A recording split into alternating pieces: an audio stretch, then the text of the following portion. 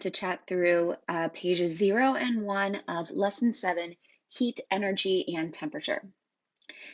In this activity, you will explore how mass, temperature, heat energy, and the type of substance are related.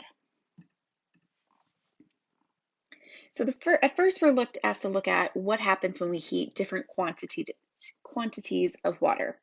So when a substance is heated, the temperature of the substance will increase, okay? And then we have two different questions here that we're going to be answering throughout the course of this lesson. The first question is, will the same amount of energy cause different substances to have an identical temperature increase? So if you have a pot of tomato soup and then a pot of water and you have them turned on, you have the same amount of energy going into them per minute. Are you going to have them boil at the same time? Are you going to have them reach the same temperature at the same time?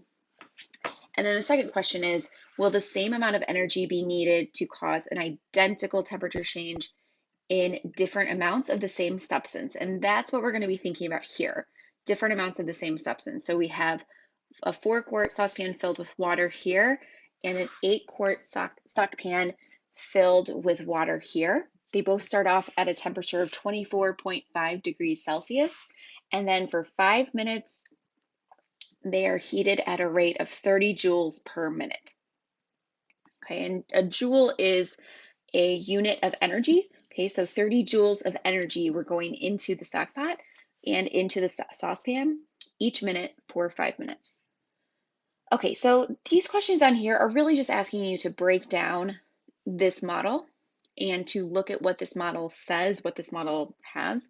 Okay, so which holds more grams of water, how many joules were added to the stock saucepan, how many were added to the stock pot. Okay, so this is just a multiplication problem that you'll do using this idea of 30 joules per minute for 5 minutes.